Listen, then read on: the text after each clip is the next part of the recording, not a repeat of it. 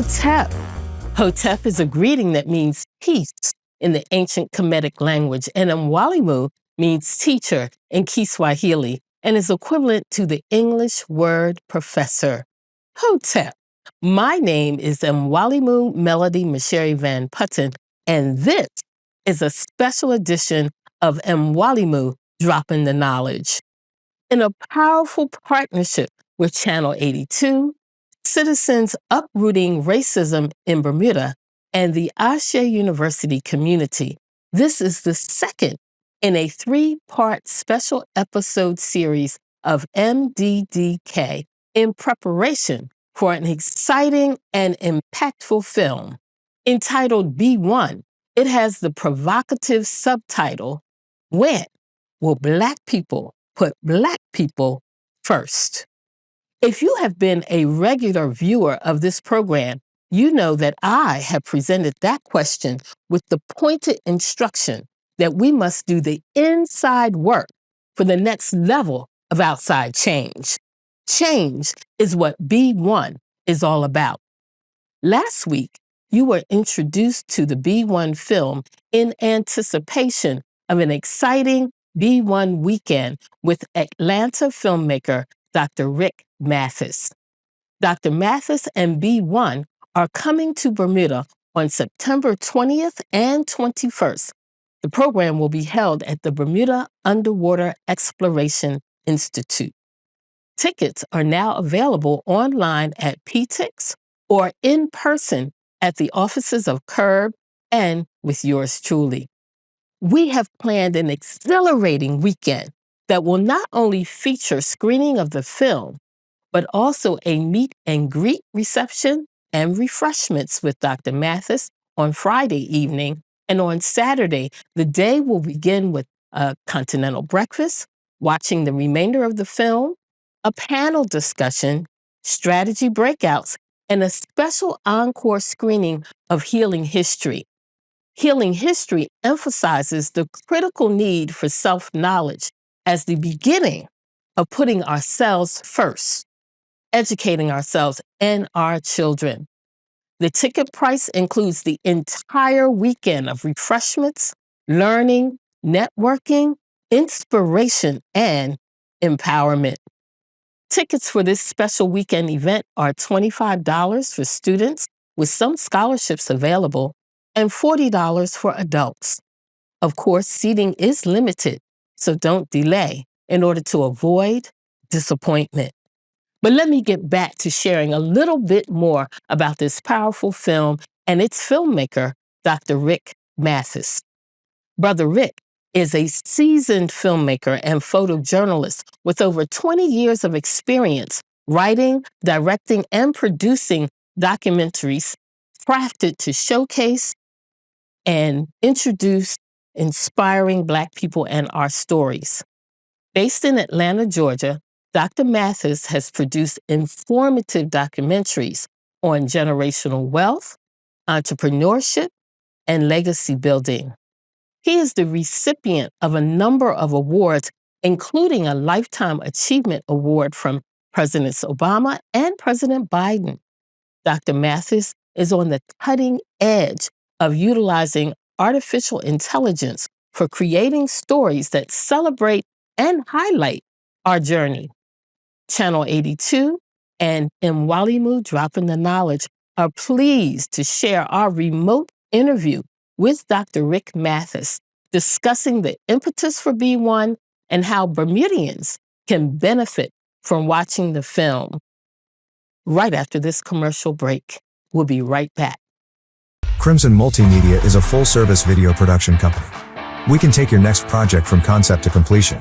We produce small one-camera setups to complex large-scale multi-camera productions. We offer editing, visual effects, and file transfers. We also broadcast and live stream both free and pay-per-view events.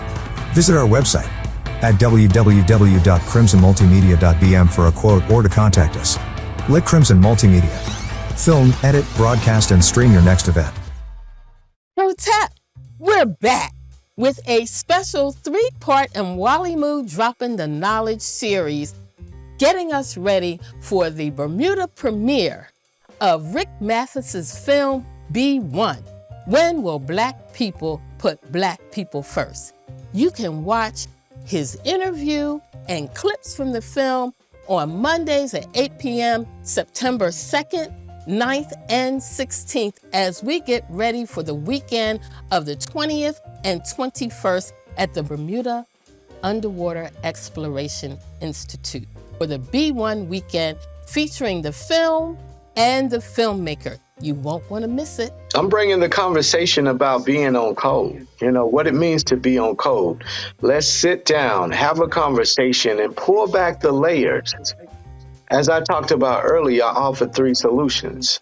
One being accountability, the next being vibing with your tribe, and the next being what real money is. You know what I'm saying? So we're going to have a conversation around those three things and around the movie B1.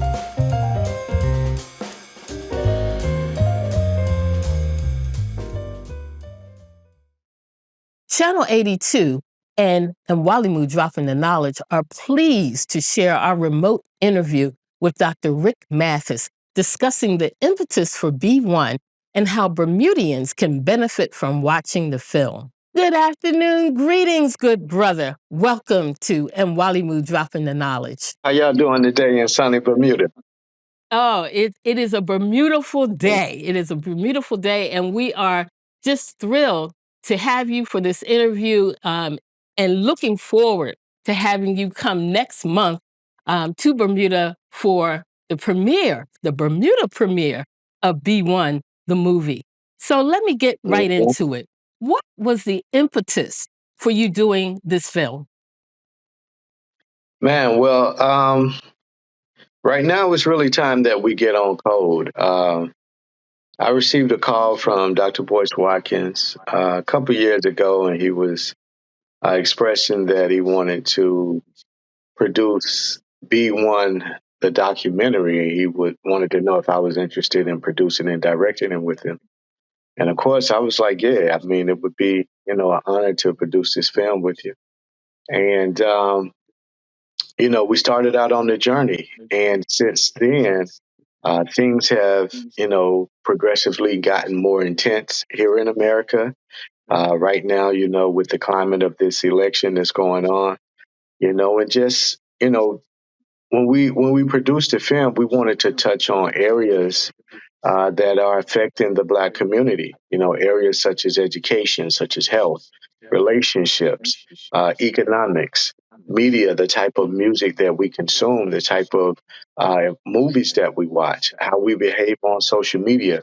So we wanted to really address that, and not only address it, but offer practical solutions. So one of the things that I decided to do was create a curriculum that goes with the film. So after you watch the film, you're not just watching the film and getting excited. You actually have practical solutions and steps that you can go through in the B1 curriculum.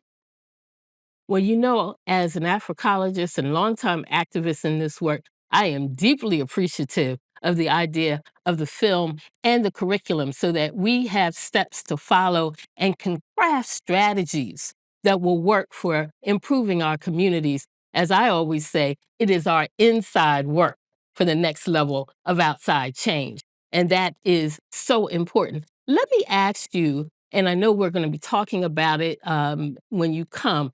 Tell us briefly Mhm. what the code is. What does it mean to be on code? Man, that's an excellent question. So being on code means that you're being sensitive to what the group needs to survive and thrive. And you're putting those needs first and foremost before one's personal needs. Now, let me just go a little further. The goal here is to get on the same page, right? But we're going to Yes, start by getting in the same book. You know what I'm saying? Because yes. it's very few groups and organizations that are on the same page, on the same sentence, same word. You know what I'm saying? So it's hard to get people all on the same page. But my thinking is if we get us in the same book, then we can work towards getting on the same page. And I'll give you an example of that.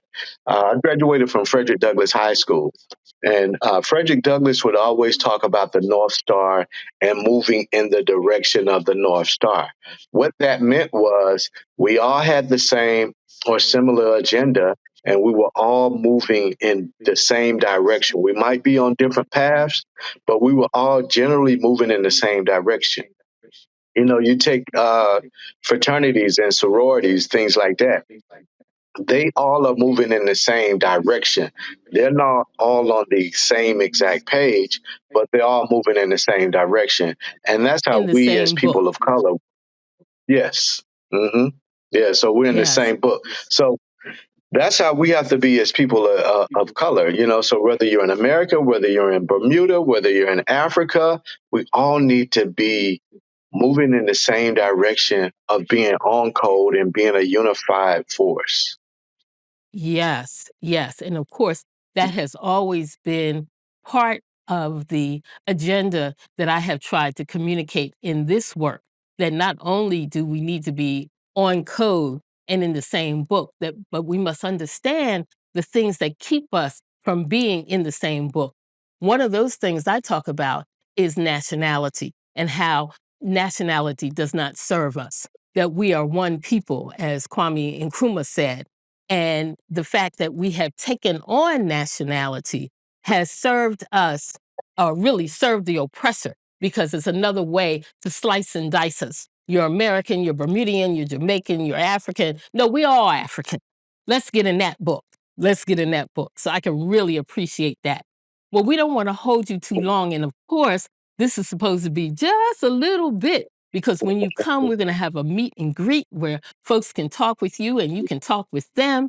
And we will be having this panel discussion. And again, you'll be able to talk with our audience and we can be specific to the Bermuda needs of the African community here.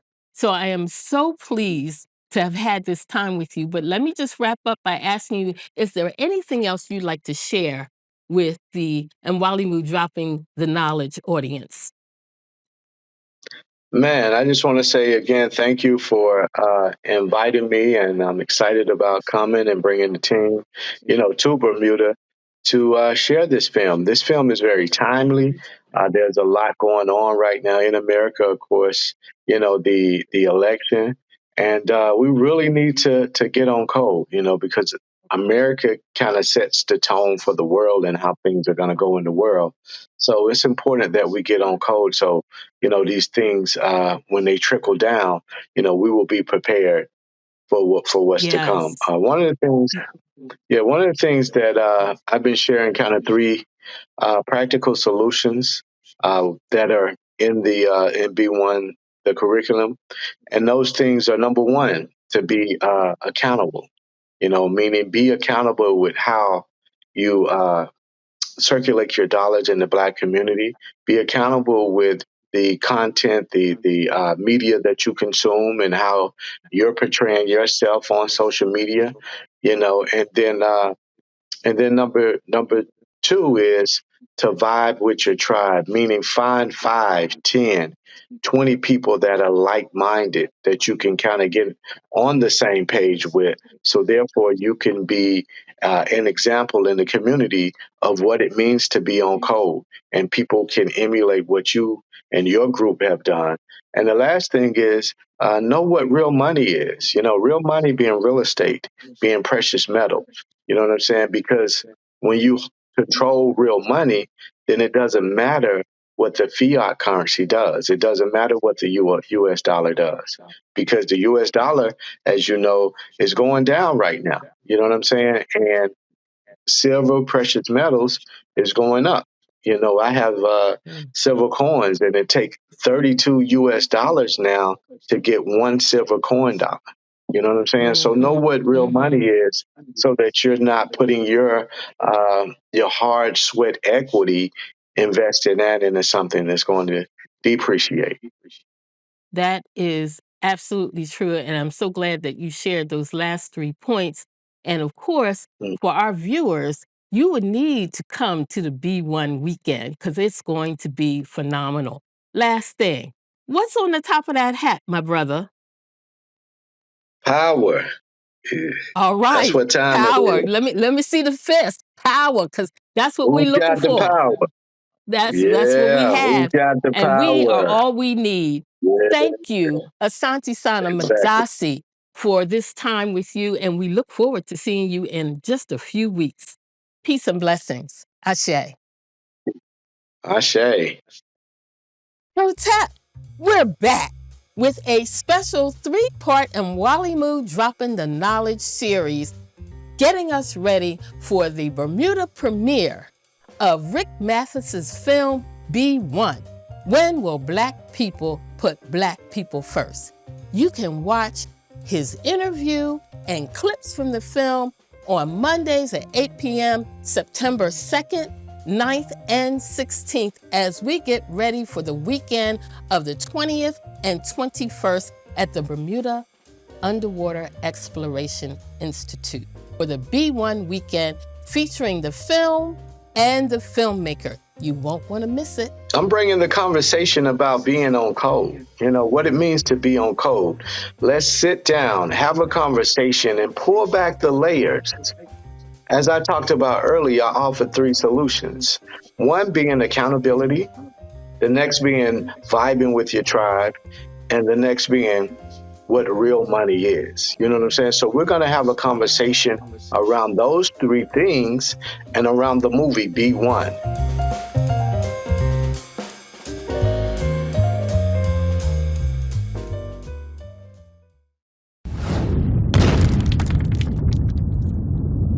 Do you wish there was more local content on TV? Do you want to see quality local content on TV?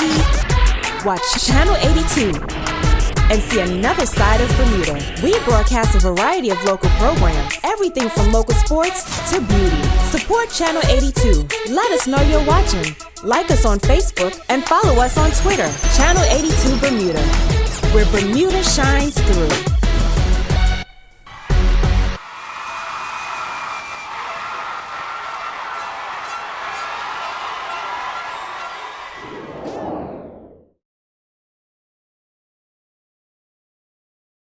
Okwaba, welcome back. If you are just joining us, this is the second of a three-part special MDDK series on the film B1. When will Black people put Black people first? Last week, you were introduced to B1 and the need for us to craft and live by our own code of conduct.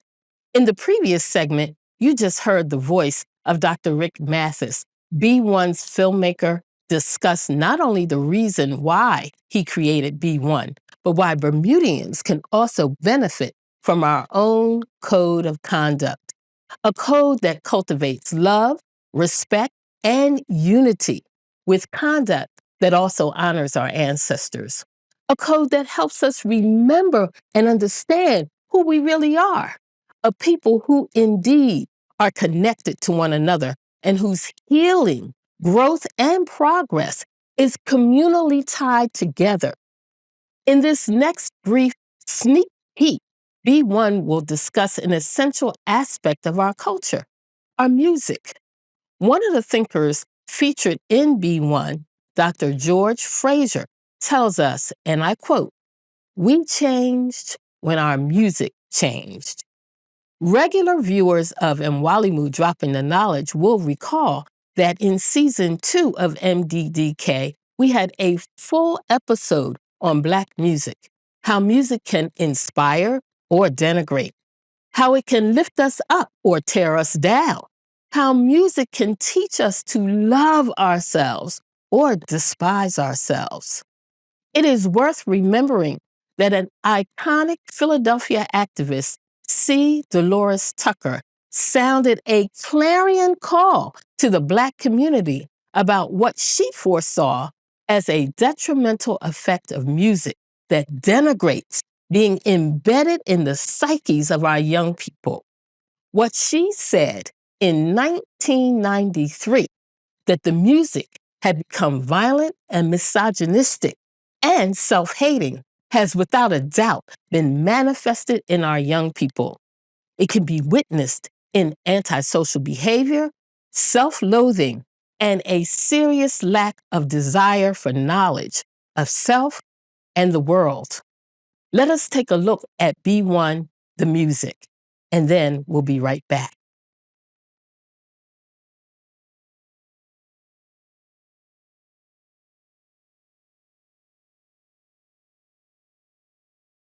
Someone asked me about it 6 months ago, Dr. Fraser, what has happened to Black people? I said, I want to say the next thing and still be loved, everybody. But I'll keep it simple. We changed when our music changed.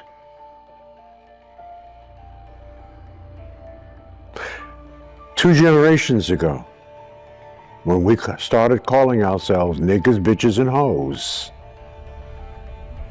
we changed. I'm not dissing nobody, man. I'm just telling you that if we don't clean it up, we're going to lose everything we fought to get, man. We don't clean out our own closet. Who going to clean it for? How come the only people on the radio that talk about how great it is to kill each other are black? Where are the white killers on the radio? Where are the white AK-47 shooters? Where are the white drug dealers? The truth is they don't exist. And the question is why? Why don't they exist? Do white people not kill people? Do white people not use AK-47s to shoot each other? Do white people not do drugs? Do they not deal drugs? Of course they do. But why is it that it doesn't make it to our mainstream radio? Or maybe when white people get up and talk about being drug dealers and AK-47 killers, maybe it's even sicker than that. Maybe when white people do it, they're accused of acting black. Music is the most effective teacher on the planet. If it's not the most effective teacher, then the answer to this, how do we learn our ABCs? A, B, C, D, E, F, G. And after we went through singing the ABCs, we asked next time, won't you sing with me? But the point is that to learn the alphabet, which is to learn the foundation of language so we can communicate, music was used. So there are words and different songs that I can remember from my childhood that are still with me to this day, and I know word for word, but I didn't know anything about what I was singing. Me and Mrs. Jones, we got a thing going on. I was 6 years old singing that. I grew up looking at lyrics like scripture, and many brothers and sisters do. It's like Proverbs for them. Lines that they heard in a song become lifelong mantras for who they're going to become and who they want to be. The role that the media plays in black people putting black people first, I mean, you want me to be realistic, it's the devil. Oh my gosh, I saw an image of Kid Cudi the other day and his face was beat for the gods. They have totally emasculated that brother from putting him in a dress. Kid Cudi didn't come out in a dress. He came out depressed. He didn't come out in a dress. The media doesn't have a moral compass, and because of that, we get a bunch of foolishness that's glamorized at the forefront. You do not have to be someone's broken babe in order to make it in this world. These kids that are listening to this music want to live these lifestyles, and they want to live these lifestyles because they think it's cool and everybody else is listening to it, and I want to try to pattern my life after that because they don't have any other influences in their lives, especially our boys. I think it was Crazy Bone talked about his alleged report that there were music meetings amongst executives that literally had meetings about infusing gangster rap, thug culture, and culture that will lead us to prison as actual culture to prison pipeline play to change the music we were getting. And I remember that. I remember being on a bus in 6th, 7th grade, on my bus, yellow bus, going to middle school when Snoop Dogg dropped and it was talking about bees ain't this and women ain't this and they could suck this and do that and do that. I remember when it shifted. I remember when Queen Latifah had UNITY and you would literally get socked in the eye for calling a woman even a chick, let alone the B word. So I was once signed to RCA Record, and when I was signed there and a part of this big machine, I realized that the employees were totally just motivated by greed and by whatever was going to bring about financial gains. One of the black employees at RCA, I watched call about 100 radio stations in a row and advocate for a record to get played in rotation. And this record was glamorizing drug use, cocaine to be exact. And after this employee finished making these calls, they looked at me in the face and said, D, I hate that record, but this is my job to push it. and to get it played. Well, now media, through the perpetuation of those who control media, who aren't even our people, has incentivized our people to say, hey, you don't gotta sell dope to kill your people, just sell them these messages. So in the hip hop culture, we can talk about shooting and killing. We were all dancing to Bobby Smurda when he said, caught a body about a week ago, and it was playing through the airwaves 24/7. But then we get upset and we in a face full of tears when that body is your uncle, when that body is your brother, when that body is your 7-year-old daughter. Then all of a sudden, we don't correlate the two.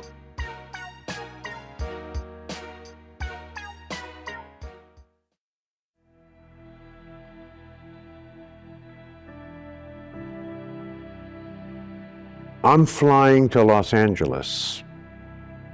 I happen to sit next to a young brother. Now remember, I'm 77. He must have been 25. Now his headphones were so loud, I could actually hear the music through his headphones. And for 4 hours, he had this music pumping into his brains that basically say, we ain't shit, promoting gangsterism, niggas, bitches, hoes, 4 hours of that. You cannot tell me that a constant repetition of that kind of musical diet does not infect, affect, and effect both your conscious and subconscious mind.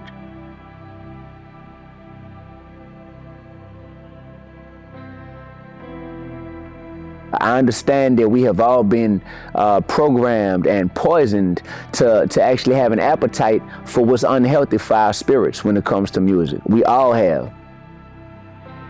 Not only can black men call their women out of their name and it's accepted, where women call each other out of their name and it's the norm and it's accepted. I'm a yellow bitch. I'm a yellow girl. You know what I'm saying? I'm yellow. I say, what up, bitch? Say bitch. Say bitch. Say bitch. So bitch for you is like a term of endearment. Yeah, it means like sweetheart. So when I see us, 21st century women, with apartments and cars and degrees, doing that to each other. Back in the day when we were on code, music was attached to resilience and healing. There's no way you can call yourself a bitch and a hoe and think that you're gonna reach a higher realm. And maybe if you knew what your grandmother had to do to feed your mama. Now all of a sudden we exchanging our dignity for a Birkin bag and a 360 deal? Maybe if you understood that, you'd think twice before you call another woman out her name. Could you imagine if the Creator was talking to his angels and he told his angels, go down there and heal that hoe. Go down there and see about that nigga. We don't need to do the gangster no more. We don't need to do the prostitute no more. That's a done deal. I think we were finished on that. What makes me sad is that you just don't know who you are. You really don't.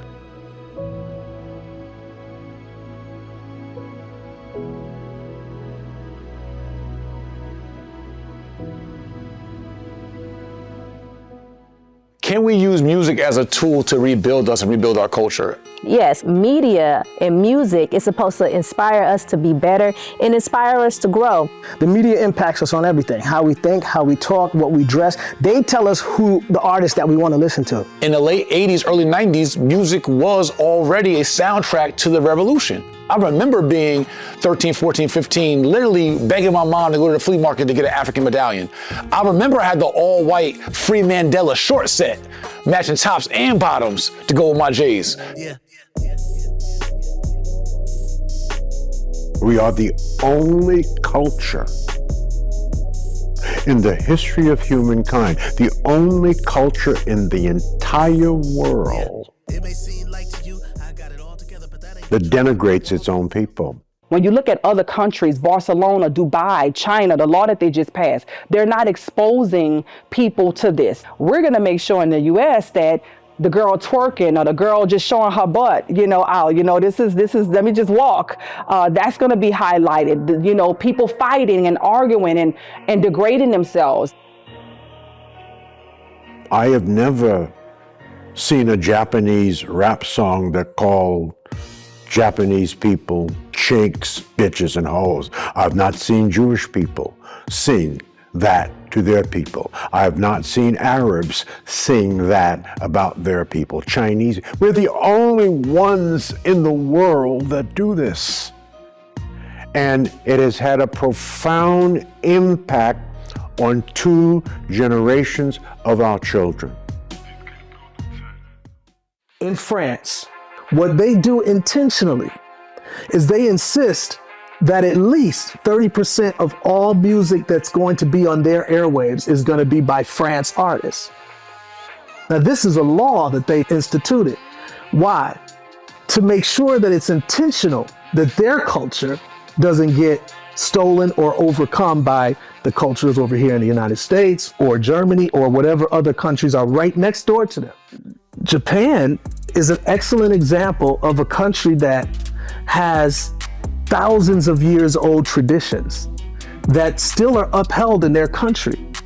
And now, don't get me wrong, Western influence has taken a large toll on Japan, but they've been able to maintain their culture by pushing away all the bad influences that could come into their culture and take over. And ironically, they would not let gangsta hip hop take over their airways, but they would allow Arrested Development to come in. That's intentionality as a people, as a culture, and that's why, you know, we as blacks need to do the exact same thing, or else we will always be overcome.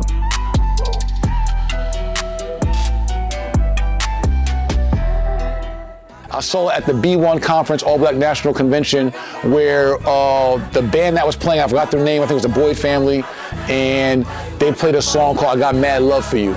And 400 people were dancing, and it felt like the Holy Spirit, it was in there, right? I don't care what religion you are, the Spirit was in that room.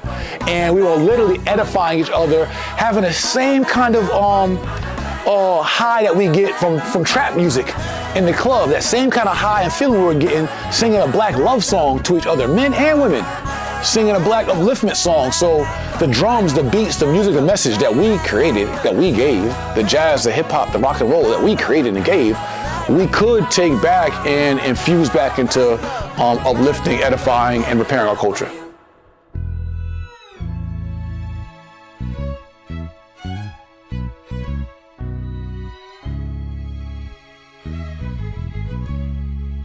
Aquaba, welcome back. Before we close, let me again remind you that tickets are now available online at PTIX and in person at the offices of Curb and with yours truly. Tickets for this special weekend event are $25 for students, with some scholarships available, and $40 for adults. Of course, seating is limited, so don't delay in order to avoid disappointment. Now, it must be said that the B1 segment on the detrimental effects of music that denigrates cannot be overstated. As stated in the film, we are the only group of people on planet Earth that call each other names that I cannot repeat here. How can this type of behavior not have a negative effect on our psyches, especially our young people? And the idea that we would frame it as a term of endearment is truly unbelievable. As we wind up this special episode of M. Walimu Dropping the Knowledge, let us truly reconsider this leash on our peoplehood and just stop it. Or, poetically speaking, what's playing in the music of your mind? If music is the soundtrack of life, what is singing in your ear? Is the melody soothing, lyrical, getting you in touch with your higher self? Is it empowering, inspiring you to know that we are a beautiful people, a rainbow mix of ebony, chocolate, toasted cinnamon, cashew honey, vanilla bean, and all of the flavors in between? Or does your music reinforce negativity? Nasty words for nasty women, glorifying thug life, helping you to forget that we come from kings and queens? Does your music reinforce the values of a people who have created the foundations of the world? Or does it tell you that you are a member of the dregs of society, worthless, with no future, a hopeless remnant of a human? To be clear, the B word is not a term of endearment. The N word was meant to defile and demean us. Denigration of our women is death to our children, to our communities, and ultimately to all of us. Know that the captains of industry are making a fortune from our expressions of self-hate. It is promoted to keep us back, boots on necks musically, and with those who participate, rewarded handsomely. It is up to us to stop listening. It is up to us to stop streaming it. It is up to us to know we are better than what the music tells us. Up to us to hold artists accountable, for they have the power to raise us up or kill us off. It is up to us. Hotep. My name is Mwalimu Melody Mishere Van Putten, and I am dropping the knowledge. Ashe. Justice, righteousness, harmony, balance, order, reciprocity. Justice, righteousness, harmony, balance, order, reciprocity. Justice, righteousness, harmony, balance, order, reciprocity. Justice, righteousness, harmony, balance, order, reciprocity. Justice, righteousness, harmony, balance, order, reciprocity. Truth, justice, righteousness.